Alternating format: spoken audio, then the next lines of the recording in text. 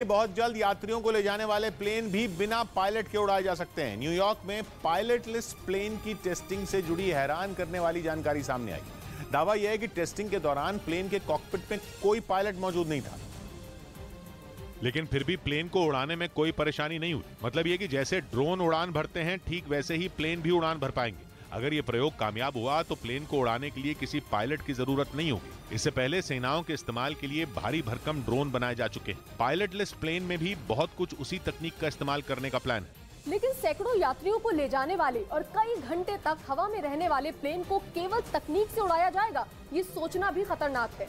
इसीलिए किसी नतीजे पर पहुंचने से पहले इस तकनीक का कई बार ट्रायल किया जाएगा। यूं तो पिछले कुछ सालों में दुनिया के कई देशों में इस तकनीक पर काम किया जाता रहा है, लेकिन दावा है कि इस बार की टेस्टिंग वैज्ञानिकों का हौसला बढ़ाने वाली रही। क्योंकि आमतौर पर जब प्लेन हवा में होता है तब पायलट अक्सर उसे ऑटो पायलट मोड पर डाल देते हैं। मतलब ये कि उस वक्त तकनीक ही प्लेन को उड़ा रही होती है, लेकिन पायलट की जरूरत तब होती है जब एटीसी से बात करनी पड़े या फिर एटीसी से मिलने वाली किसी कमांड का जवाब देना पड़े। एटीसी यानी एयर ट्रैफिक कंट्रोल। कहीं भी लैंडिंग करनी हो तो एटीसी से इजाजत लेनी पड़ती है। अगर कोई भी मुसीबत आए या किसी भी तरह की मदद चाहिए हो तो पायलट की मदद के लिए एटीसी हमेशा उपलब्ध रहता है। फिर किसी भी प्लेन की लैंडिंग और उसका टेक ऑफ सबसे बड़ी टेंशन, जो अब तक बिना पायलट के मुमकिन नहीं थी। लेकिन नई तकनीक का मकसद यह होगा कि प्लेन को हैंगर से निकालने यानी विमानों की पार्किंग से निकालने से लेकर उड़ाने तक और लैंड करने से लेकर वापस हैंगर तक पहुंचाने तक किसी भी काम में पायलट की जरूरत ना पड़े। इसके लिए कई तरह के प्रयोग होते रहे हैं। यहां तक कि विमानों को बिना पायलट के रनवे पर पहुंचाने का प्रयोग तो 2019 में भी कामयाब हो चुका है।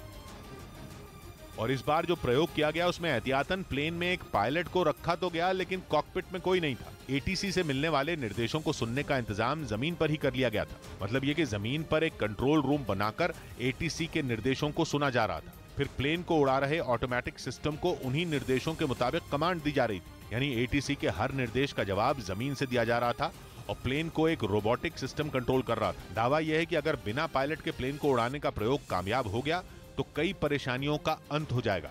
और दावा तो यह किया जा रहा है कि आने वाले सालों में बिना पायलट के उड़ने वाले प्लेन ज्यादा सुरक्षित होंगे, क्योंकि माना जाता है कि ज्यादातर विमान हादसों की वजह ह्यूमन एरर बनते हैं, यानी मानवीय त्रुटि।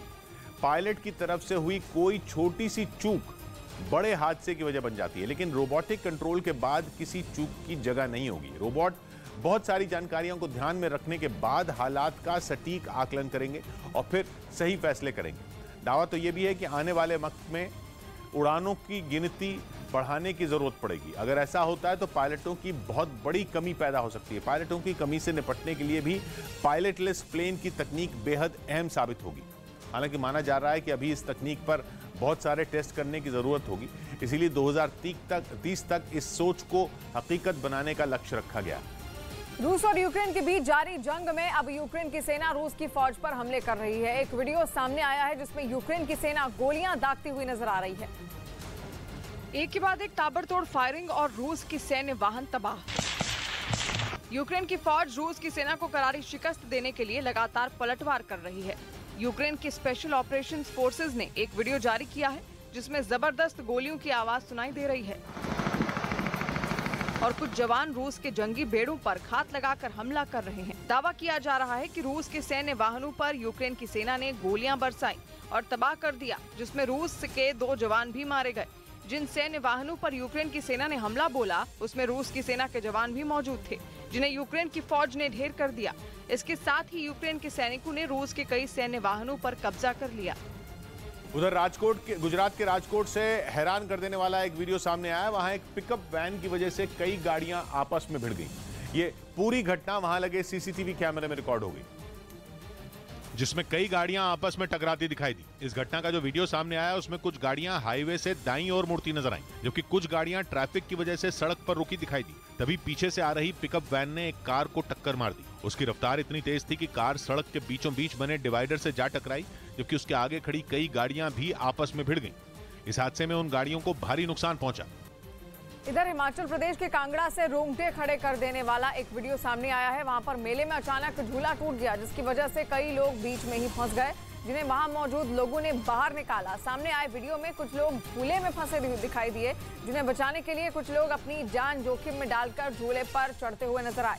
काफी मशक्कत के बाद वहां पर फंसे लोगों को सुरक्षित झूले से उतार लिया गया। बताया गया कि ज्यादा लोगों को बिठाने की वजह से झूले की रॉड टूट गई और झूला गिर पड़ा। इस हादसे में 3 लोग बुरी तरह से घायल हो गए हैं, जिन्हें वहां मौजूद लोगों ने अस्पतालों में भर्ती करवाया। घटना की जानकारी मिलने के बाद पुलिस मामले की जांच में जुट गई है। इस बीच खबर है कि रूस एक ऐसा इलेक्ट्रॉनिक हथियार बनाने वाला है जिसका इस्तेमाल वो अपने जंगी जहाजों को बचाने के लिए कर पाएगा। यह हथियार बहुत कुछ किसी एयर डिफेंस सिस्टम की तरह होगा, लेकिन किसी एयर डिफेंस सिस्टम के मुकाबले ये सस्ता भी होगा और असरदार भी होगा। रूस के ही कुछ अखबारों में इस हथियार से जुड़ी रिपोर्ट छापी गई।